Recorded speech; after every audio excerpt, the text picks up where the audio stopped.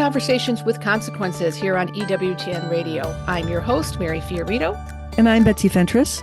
And today we are remembering the life of Cardinal Francis George as we mark the 10-year anniversary of his death. We're grateful to have with us this morning his biographer, Michael Heinlein, to discuss his legacy. As chronicled in the book, Glorifying Christ, The Life of Cardinal Francis George. Welcome, Michael. Hello, thanks for having me. 10 years. It's hard to believe that, isn't it? I remember the funeral and the wake like it was yesterday. Yeah, it's really hard to believe. There's been so much that's happened in the life of the church nationally and internationally in those 10 years. And I can't tell you how many times, well, you probably experience it just as much as me, but how many times I've thought, what would Cardinal George have to say? Right. Well, and then locally too in Chicago, since his passing, tremendous changes within the archdiocese and dozens of parishes closed. And, it's a very different church than the one he left for us, for sure. And listeners, for those of you who aren't aware, I was Cardinal George's primary executive assistant for many, many years at the Archdiocese of Chicago. I worked for him as his vice chancellor and then was promoted to the role of executive assistant. So Michael and I have known each other quite a long time since he began to work on the biography. And I myself had the great privilege of working with Cardinal George. So,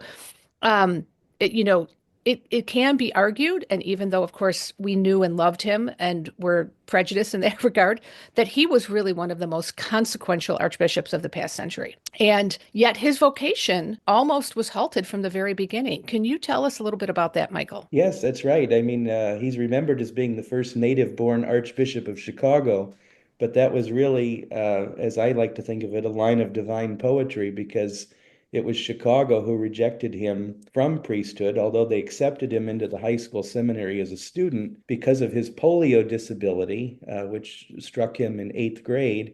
He was told that he could not be a priest in Chicago. Right. And so in his own words, he thought about that for about a day and said, well, to heck with you guys. And he tried to find another route, and God brought him to a religious congregation called the Oblates of Mary Immaculate, originally a French missionary order that's now global.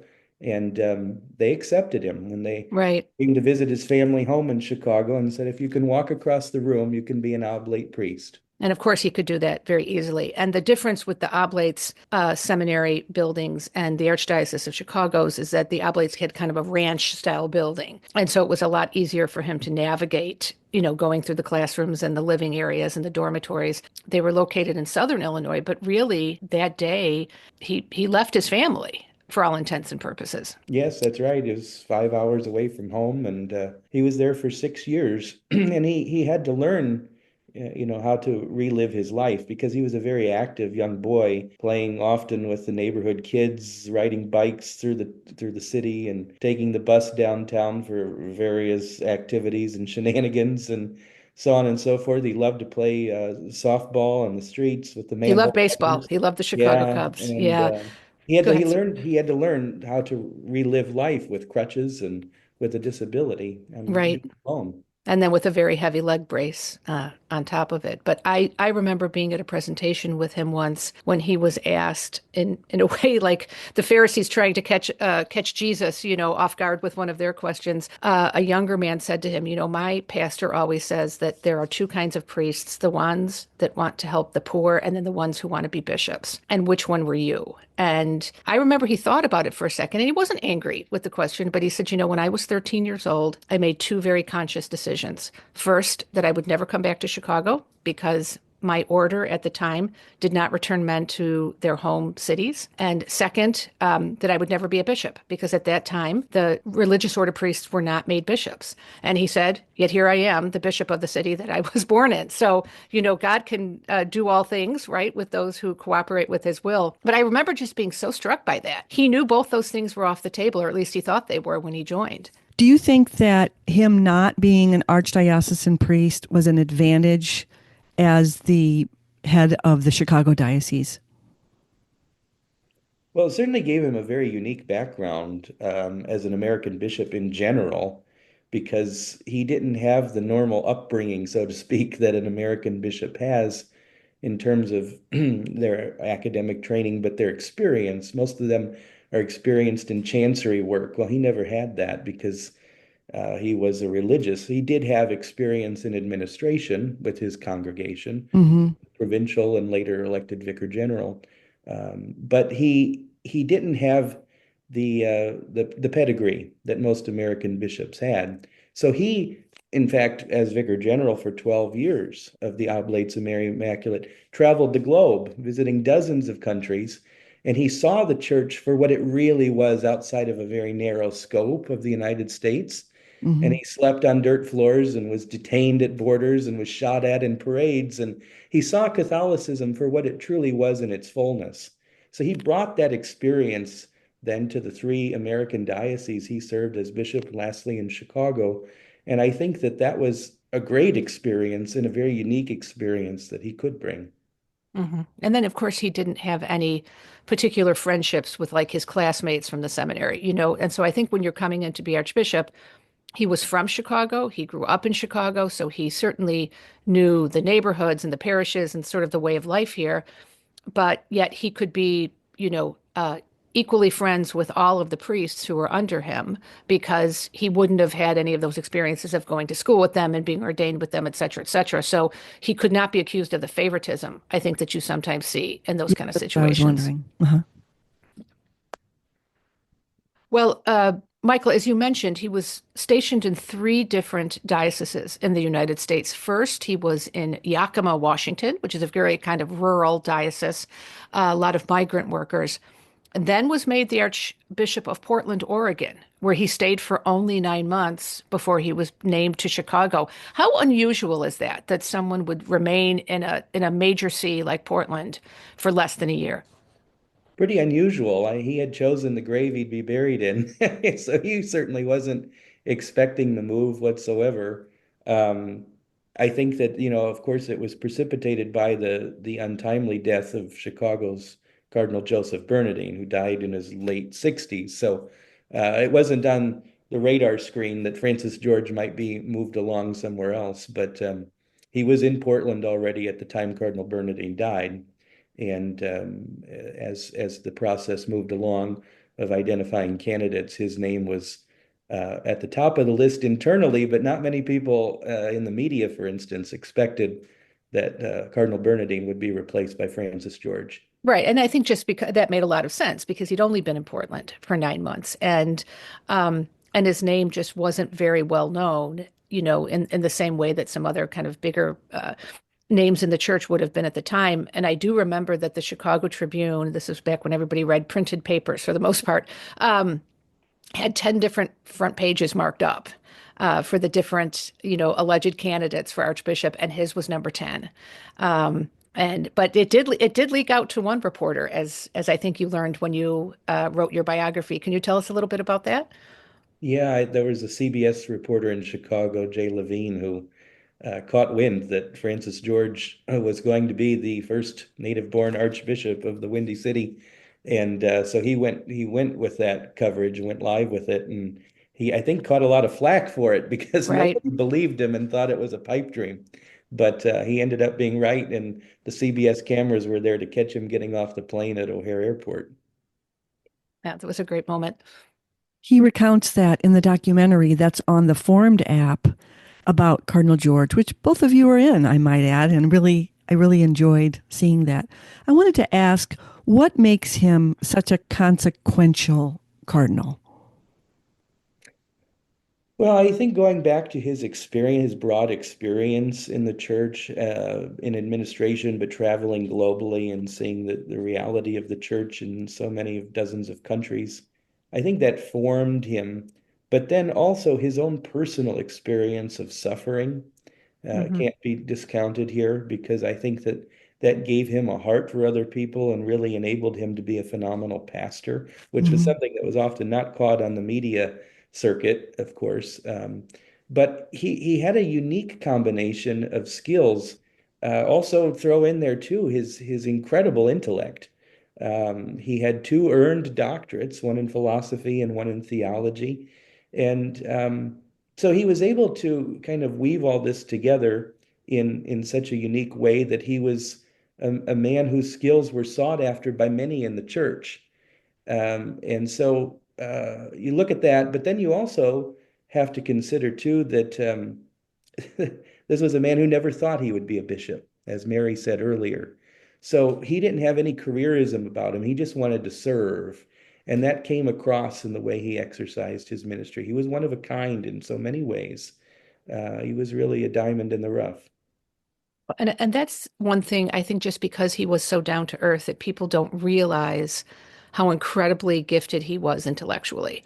And, when he was at Cambridge for a while, he, moved with very, very distinguished scholars at Harvard and, at Princeton and had many friends who worked in academia who all recognized his brilliance. And he could speak 5 languages fluently. I remember he told me once that when he would have his meetings with St. John Paul II, they often spoke to each other in French because it was the Cardinal's best foreign language, and it was also John Paul's best foreign language. And so that's how. But he could seamlessly move from one language to another without even a moment's hesitation. But he could also tell you the baseball statistics from the latest, the latest Cubs opener or something like that. He was just very broad in the many things that he was interested in and could speak intelligently about. I Yeah, I wanted to thought ask you relate. brought, Oh, sorry. I was just going to add, follow up about the John Paul II friendship. Well, it's John Paul, of course, who had named him a cardinal, Archbishop of Chicago.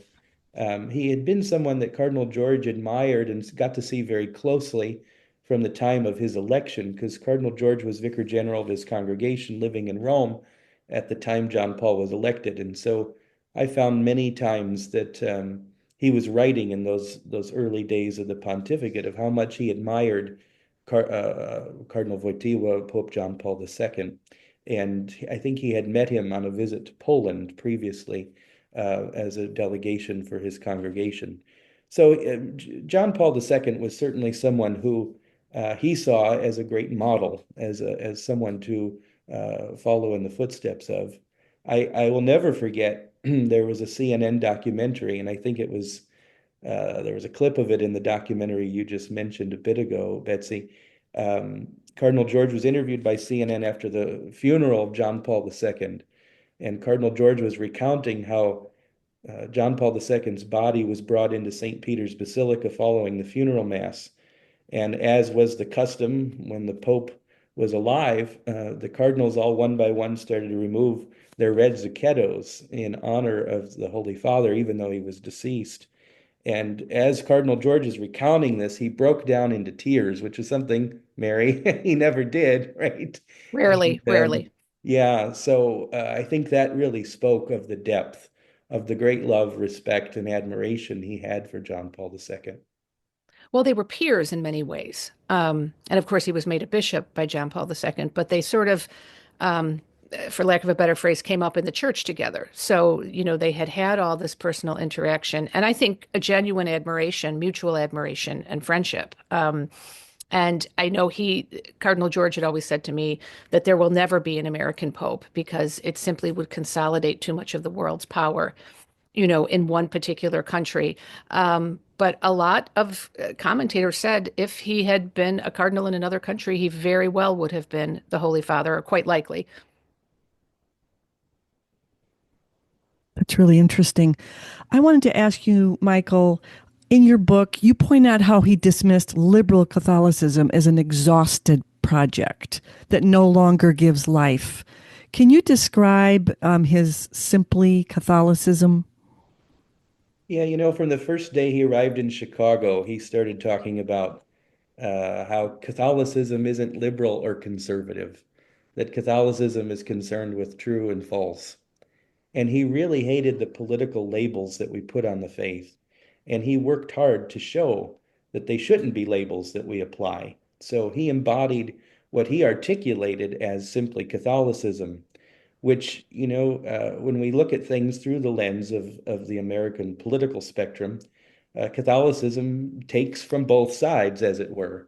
But really, those sides only pick and choose from the truth and from the fullness of the faith as revealed to us by Jesus Christ. And that's what Cardinal George tried to exude in his own ministry as a bishop, but also tried to get across to the average people, the people in the pew, and how to live the faith and how to perceive the world.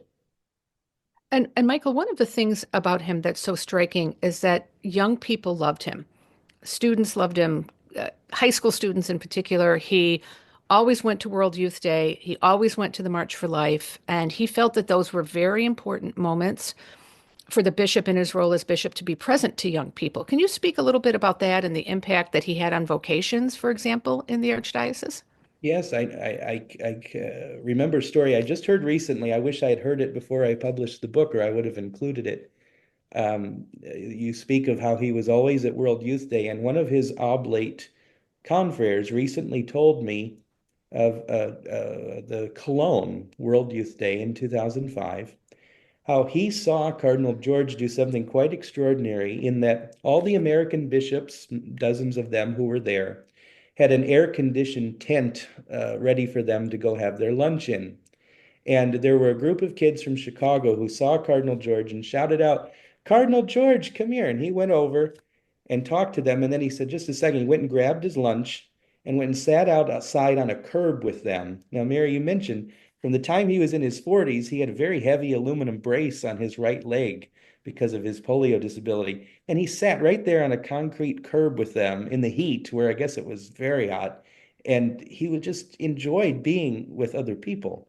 And so I think it was that personal interaction that he was so good at, that really enabled other people to see the genuineness of the faith and want to give more of themselves to the church's mission. So you speak of vocations. There were, so many young men entering the seminary under his time in Chicago, and other dioceses wanting to send men under his formation at Mundelein Seminary, that at the time he was Archbishop of Chicago, Mundelein, I believe, was the largest attended seminary in the United States. Hmm. Yeah. And then, of course, he was also respected and loved by his brother bishops in a really kind of unique way. And I think, in that documentary Betsy mentioned, Archbishop Listecki spoke about how when he would get up, when Cardinal George would get up to do an intervention or to speak at one of the bishops' conference meetings, everybody put their pens down, everybody put down their phones or their laptops, whatever they had, and they listened because they knew if Francis George was speaking, it would be something they wanted to hear.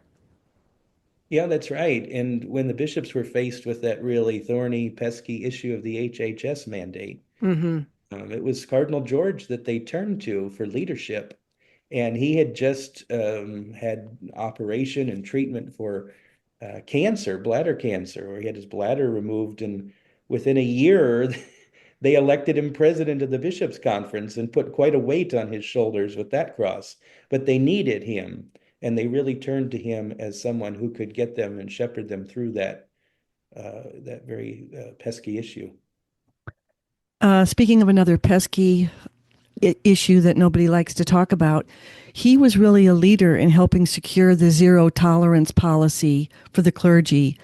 How, at the time, that stance was widely supported, but how did he weather that storm, and what kind of response did he have from fellow bishops? That's a very interesting question because, here we are 20 some years down the line, and zero tolerance is being questioned quite a bit more often than it was accepted back then.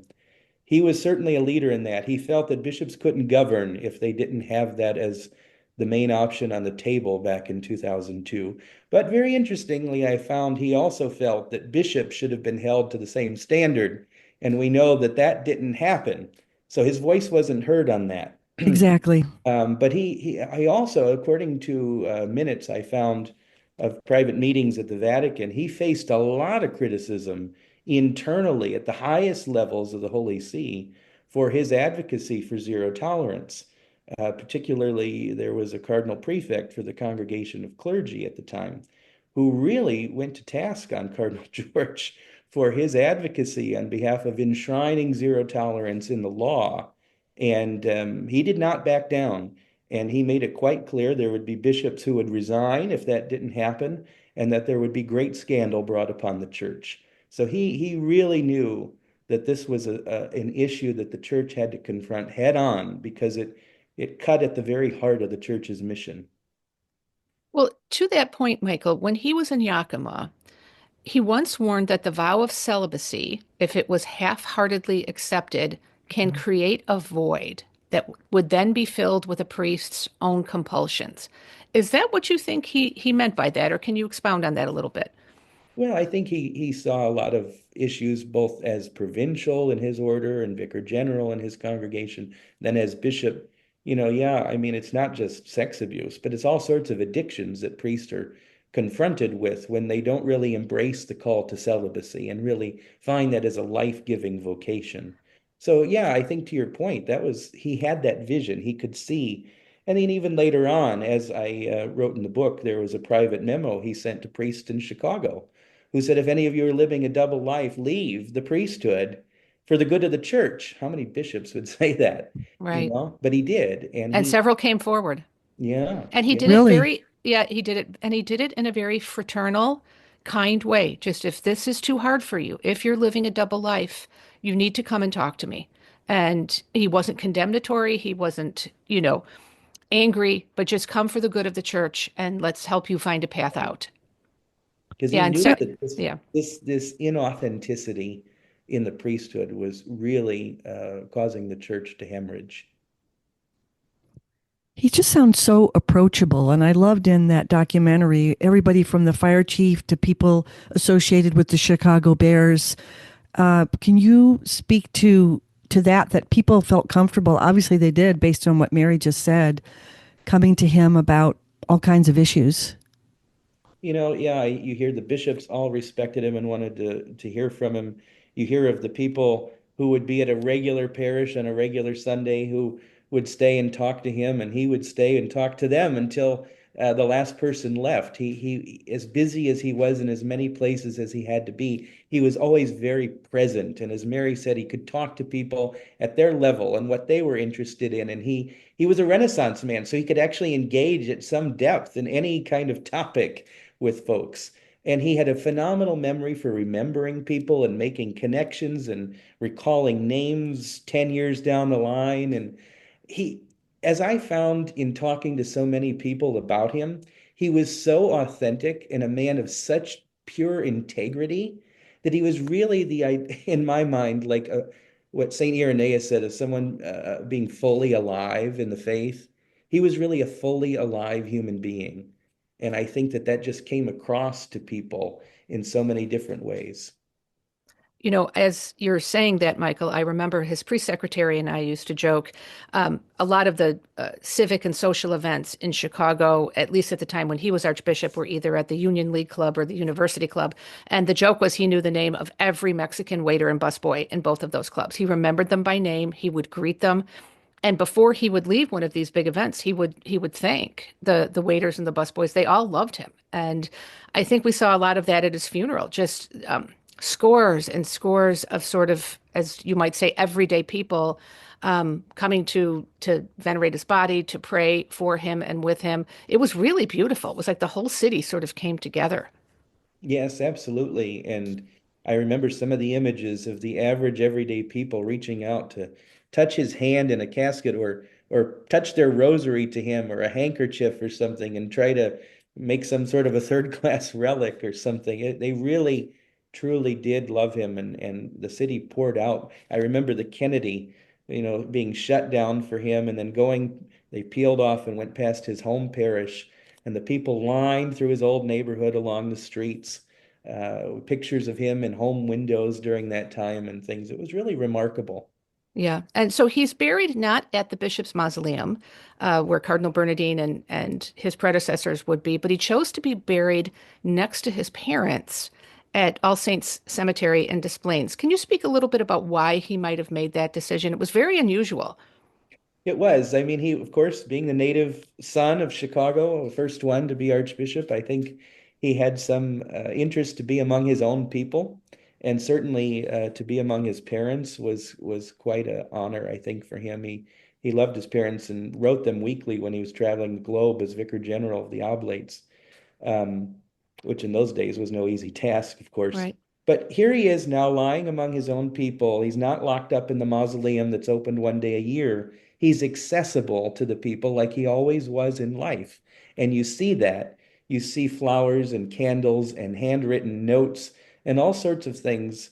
And you also hear from people who live in the neighborhood. There are often people driving to his grave, uh, asking where he's buried. The cemetery leaves big orange cones out in front of his grave here 10 years later so that people can still find him easily. He's Hmm. accessible and he's sought after even to this day. But, you know, it also speaks to his commitment to his vow of poverty. So, unlike a diocesan priest, because he was a religious order priest, he had a vow of poverty and he lived that very seriously. And I know that when he was looking at the mausoleum, I know part of that decision was because he felt it wasn't consistent with his vow of poverty that he felt obliged to, even in death. Hmm. That's probably true. His sister Margaret told me, he even asked her for the deed to the plot, which she had as the oldest child. Well, Michael, this has been such a gift to have you with us this week of the anniversary of Cardinal George's death. To learn more about Michael Heinlein and his terrific biography of Cardinal Francis George, Glorifying Christ, The Life of Cardinal Francis E. George, you can go to osvcatholicbookstore.com. So that's our Sunday visitor, osvcatholicbookstore.com, or you can still find the book on Amazon. Yes, Michael? Amazon or wherever else you can find books. Yeah. And to learn more about the Catholic Association, please visit thecatholicassociation.org to follow everything we do in radio, TV, print, online, and in our local communities. Thank you for joining us. Thanks very much. Okay.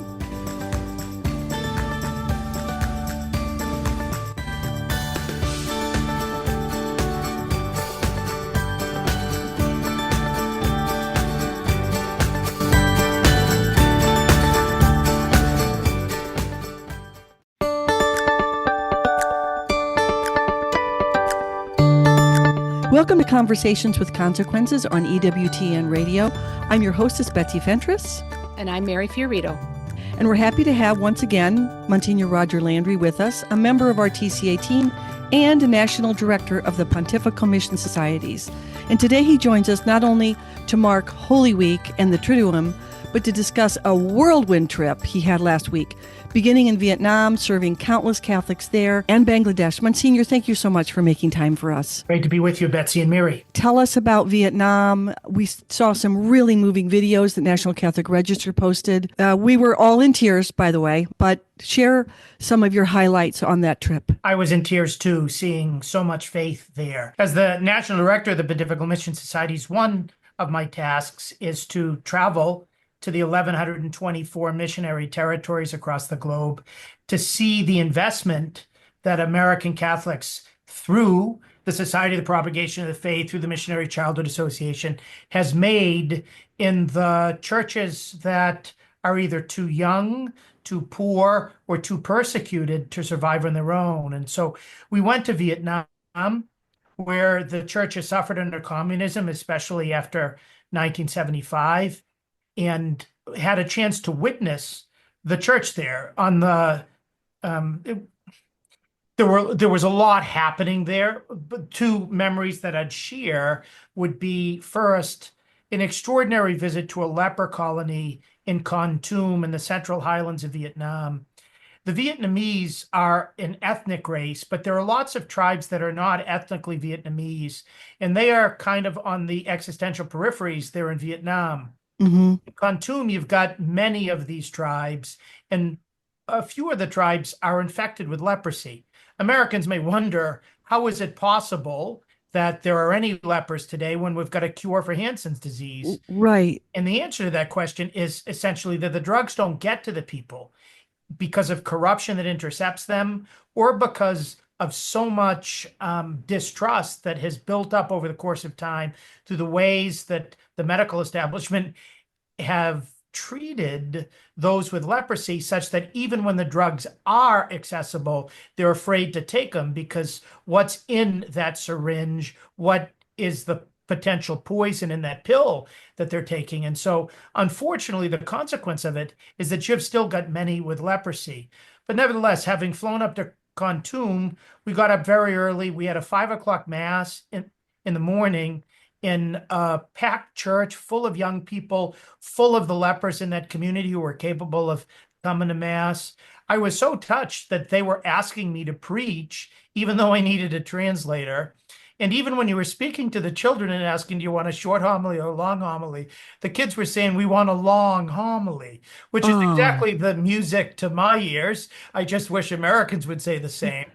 But as you're celebrating that Mass and then distributing Holy Communion, for reasons I haven't totally figured out, most in Vietnam receive Holy Communion on their hands, very devoutly, but they receive on their hands. And as I was distributing the Lord to the people coming up at the Mass, some were normal, the young children coming on up, but then others were coming with hands that had no fingers on them. And then others were coming where they just had stumps on their hands, and then they'd need to stumps for hands, and then they'd need to receive on their tongue. It was extremely moving to see just how devout they were and how grateful they were to be touched by the eternal word of God. But that was just the warm up for what was happening later. With priestly vestments, we walked through the village to those lepers who were too infirm to be able to come to Mass. One of the houses we entered, there was a guy already sitting on his bed with his wife. His eyes were already full of tears as we were entering into his dark room. And then we said the prayers that are always said when you bring Holy Communion to the sick. You begin with an Our Father, and then you do the Behold the Lamb of God, and then you pray, Lord, I am not worthy to receive you. And as he was mouthing those words, you could just tell that he meant everything that he was saying.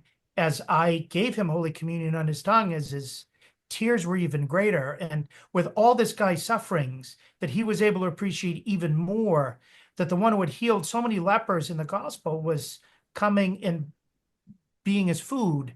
An even greater gift, basically, than a cure of leprosy was what Jesus was giving. And it almost seemed like this man captured that.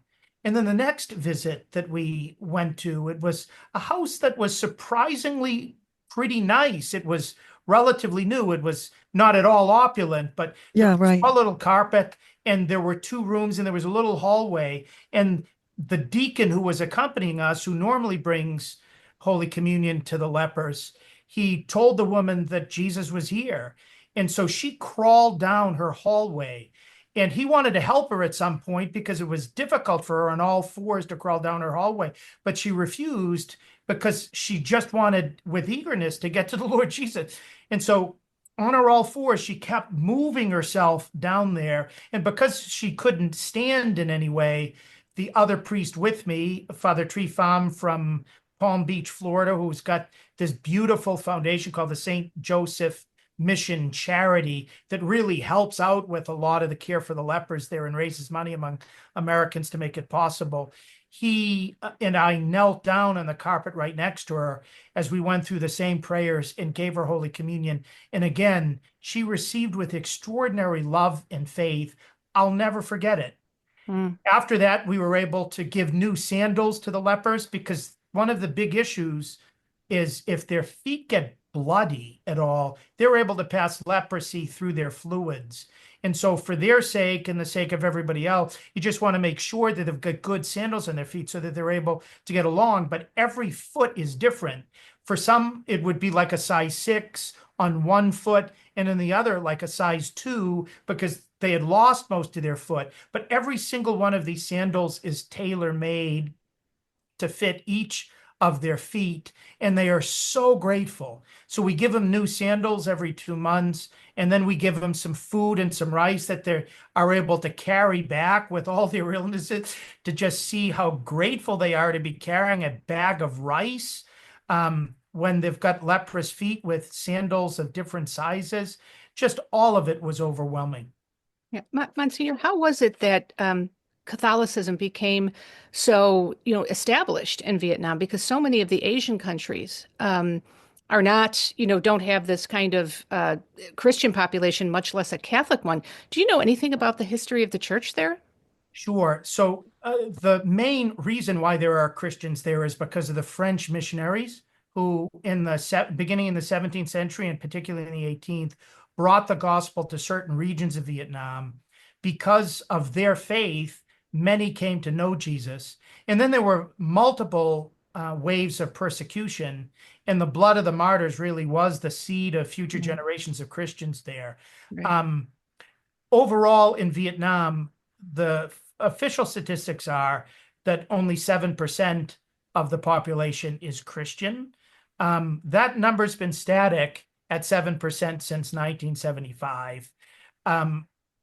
It seems that the population of Christians is much higher, but for the sake of cooperation with the government, the number has stayed at 7, so that nobody's afraid that Christians are growing in a communist country. We were able to visit the most populated Christian area, which is the Diocese of Xuan Loc in southeastern Vietnam, just outside of Ho Chi Minh City or Saigon, which is 33% Christian. And there you were able to see the Vietnamese really organize a church. The seminary had 380 seminarians in it. It was extremely high functioning. They were building Marian shrines everywhere, not necessarily opulent, but beautiful and attended by everybody. And one of the curious things, one of the most beautiful things about the church in Vietnam was what you call the Eucharistic movement for young children. Every day in every parish that we visited, and these parishes were huge that fit about 1,000 people in one sitting, there were 800 children for daily mass, not just because the Pontifical Mission Society from the United States was there. That is their daily situation, because that Eucharistic movement gets these young children, as they're preparing for Holy Communion and then after they've received Jesus for the first time, to really commit to living a Eucharistic life. And part of that is to walk by themselves to the church closest to them every day in order to be able to receive Jesus or be in his presence. And so you're seeing something that's going to be a wave for the future, not just for the church in Vietnam, but for the church throughout the globe, because those young Vietnamese Catholics are on their way. That's why the seminaries are packed, because so many of them come from this Eucharistic movement. That's why there are so many vocations for religious sisters. And I really think that the Vietnamese are going to be able to evangelize Asia, because they have the real Asian soul, which is contemplative, and they're yearning to be able to share that treasure with others.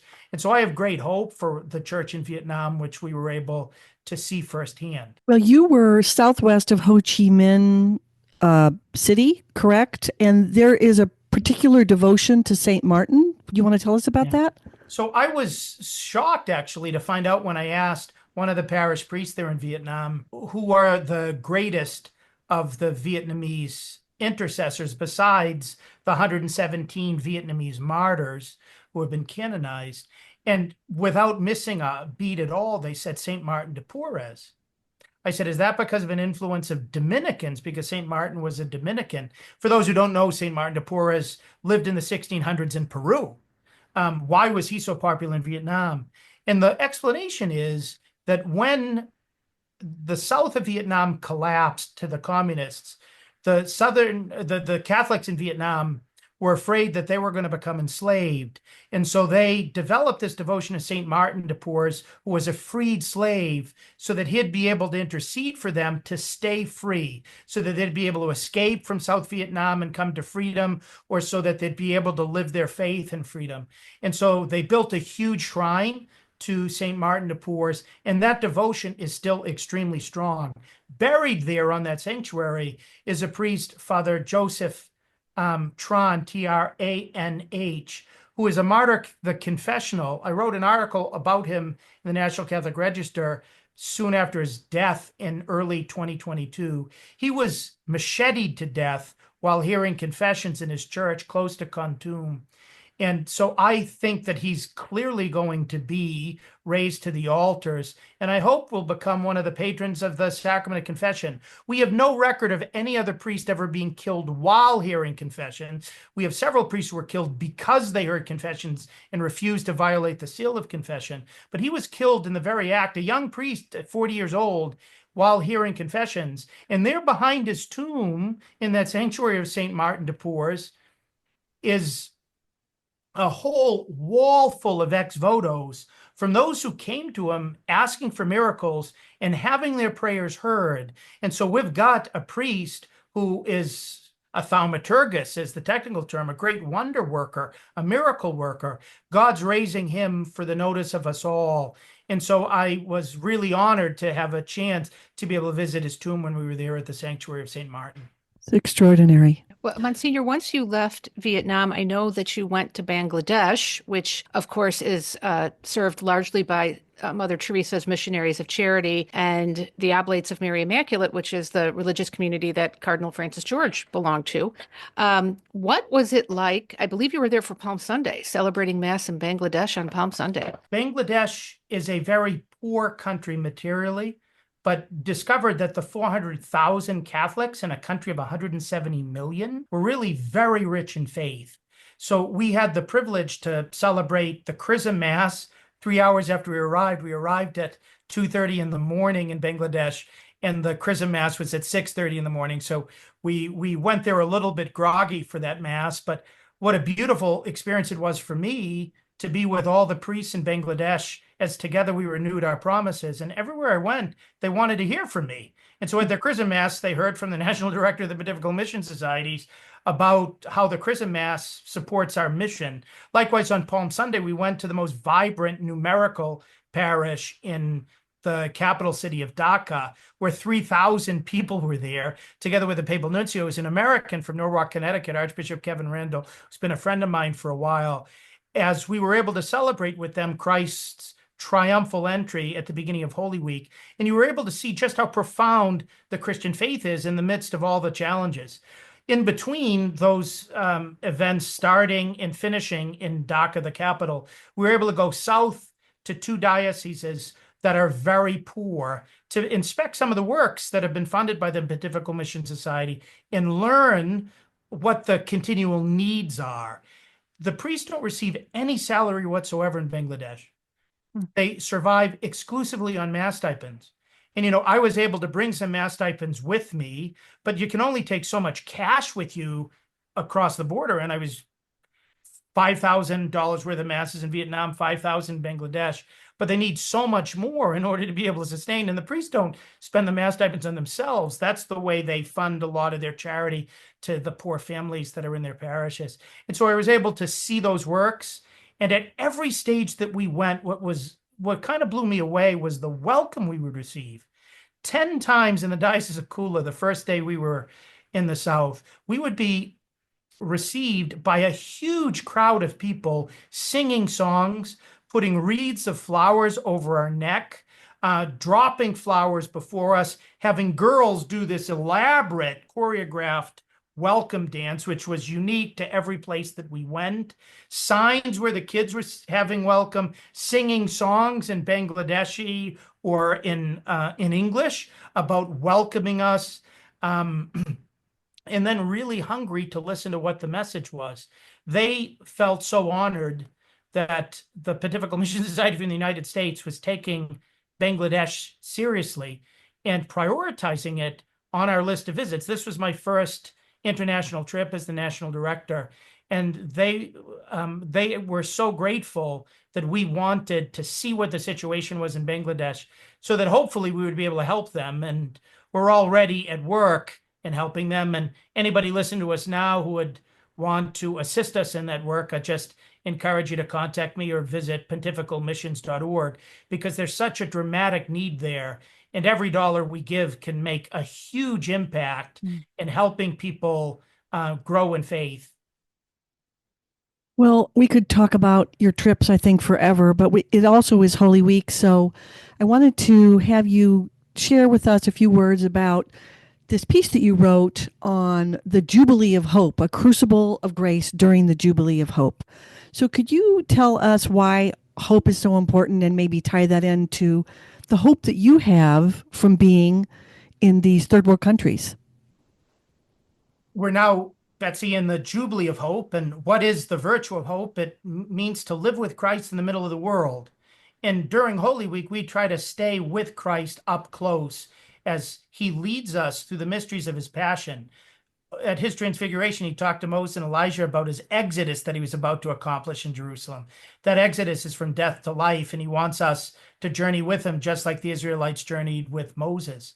And so being with Christ in the world, the second big aspect of hope is we place our trust in Christ's promises of eternal life. We seek to enter into his kingdom.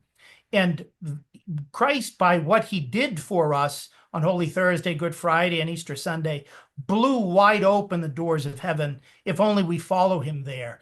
And so these are the days in which he wants us to hope for the definitive reception of what he won for us during these days. And so by nature, Holy Week and the Sacred Triduum are days of hope. I left Vietnam and Bangladesh buoyed in hope because the people that we encountered, despite all the challenges that they have here on earth, have never lost a confidence that Christ meant everything that he said. And when he promised us that he was going to prepare for us a place in his Father's house, they continue to long for it. Sometimes we can be a little bit deadened by placing our hope in so many penultimate hopes, you could call it, that the Red Sox win the World Series this year, that we get good weather, you name it, whatever we place our natural hopes in. They have natural hopes too, and some of the times it's to be liberated from communism or liberated from poverty, but they're able to keep their eyes on the most important prize of all. And so that focus has helped recalibrate my own vision, not just the vision of my physical eyes, but the vision of the eyes of my heart, so that they're really set on Christ seating at the right hand of the Father, where he's gone to prepare a place for you and me. Well, you're also going to be preaching at St. Patrick's Cathedral in New York City on Good Friday on the 7 last words of Jesus Christ. Can you tell our listeners a little bit about that if they're not familiar with that particular devotion? I'm so honored that Cardinal Dolan has asked me to preach the 7 last words of the 3 hours. We call it because from 12 to 3, we meditate on the 7 things Jesus said from the cross, which would have required excruciating pain for him to enunciate with thick nails through the nerves of his feet. He would have to push on up to say these things. That's how important it was for us to hear them. And so we do an extensive meditation entering into the mind of Christ as he was dying for us in our salvation on Calvary. And so this Friday, Cardinal Dolan, the Archbishop of New York, will be presiding. The extraordinary choir of St. Patrick's Cathedral will be singing César Franck's 7 last words hymns. And then I'll be preaching 9 different meditations, an introduction, a conclusion, and then a meditation on those 7 last words. And the theme I'm going to take is Hail, O Cross, our only hope, that each of the 7 words of Jesus is a word redolent with hope. And to illustrate each of those 7 last words, I'm going to be choosing one of the great missionary saints of our history to show how that word impacted that saint's life and is meant to impact our life, because we see in saints our great hope that if we seek to follow Christ the way they did, we will be able to experience their eternal joy. Did you find it hard to toggle back and forth between these areas where people just need basic things and then coming back to the abundance of the United States? Or does that kind of just deepen your priestly role as you see it in all these things of being able to bring things to them and bring their hope back to us? One of the most important virtues with which to live today is a virtue of detachment. That even if you have some food in the refrigerator, even if you have a refrigerator, that you're not going to become particularly attached to it. You're grateful for it, you thank God for it, but you learn how to live simply. Without that, we're always going to be distracted and we're not going to be able to squeeze through the eye of the needle. When I go to areas in which people live very simple lives where they might not have indoor plumbing, where you have to sleep in mosquito nets. That was a first for me, sleeping in mosquito nets throughout my time there, without air conditioning in many places where it was super hot. You peer down very quickly what's essential. And you see in their joy that our happiness is not placed in our stuff. Our happiness is placed in God. And so I come back much simpler than I arrive. And that doesn't mean I'm immediately sort of throwing out all my books and whatever else little stuff that a priest may have himself, but I am more greatly detached from those things because the Vietnamese and the Bangladesh have helped me to attach myself far more to the Lord. Well, Monsignor, as we just enter these final hours of Lent, really, and prepare for Easter, what would you say to anyone listening who perhaps really didn't give their best effort during Lent and now feels bad about it and wants to try to catch up? Do you have any suggestions for something a person might do if they don't feel like this has been the kind of Lent they had hoped it would be? So I think we can all get great hope from the second interaction of Jesus on the cross, which is with the good thief. We only have on record he did one thing right. He stuck up for Jesus, who was being falsely accused by the bad thief on Jesus' left. And Jesus, with the largesse of a king, promised him not just to remember him, but to bring him with him into paradise. And so I just spurred on by St. Dismas to try to steal the end of Lent like he stole heaven by just saying, Lord, listen, I've blown it this Lent. I haven't really lived it the way that I intended to on Ash Wednesday, but I know my failures are nothing compared to your mercy. Please help me to live the end of Lent well. Lent finishes on Wednesday of Holy Week, and then we enter into the shortest liturgical cycle of the year, the Sacred Triduum, Holy Thursday through Easter, and or through Holy Saturday, actually. And we can, even if we've lived a poor Lent, we can live a great Sacred Triduum.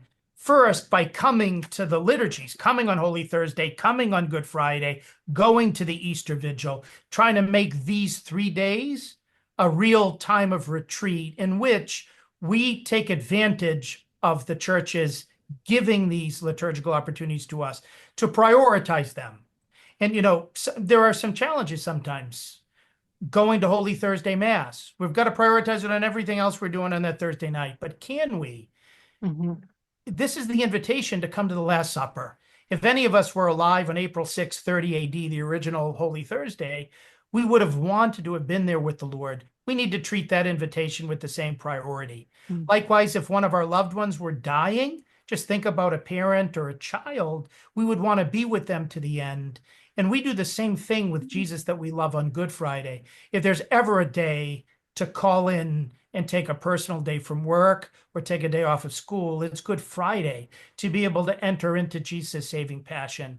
And then the most beautiful liturgy of the year, it's by far the longest, which should make us happier, not longer. I remember those Vietnamese kids, do you want a short homily or long homily? We want a long homily. They wanted a more beautiful liturgy. And the most beautiful liturgy of the year is the Easter Vigil, especially in those places in which we're welcoming in a record number, really, of new Catholics in so many places. What a beautiful experience of the church that is, and a beautiful marking of the church's joy at Christ's resurrection. If we live Holy Thursday, Good Friday, and Holy Saturday well, we can make up for a poor Lent and transition into the 50-day period of Easter, in which our feasting is meant to overwhelm our Lenten fasting. Well, hopefully we can continue discussion about Divine Mercy next week, because you're also in a film that's coming out about Carlo Acutis, who will be canonized on April 27th, Divine Mercy Sunday. Father Landry, we are out of time. Thank you so much for joining us. To learn more about Monsignor Landry's work, visit catholicpreaching.com. And do you have a website for the Pontifical Missions Society? Yeah, it's easy. pontificalmissions.org. Great. And to learn more about the Catholic Association, visit us at catholicassociation.org, and to follow everything we do in radio, TV, print, online, in our local communities. Thanks again, Monsignor. A blessed Triduum to you, Mary, and to you, Betsy. Thanks a million.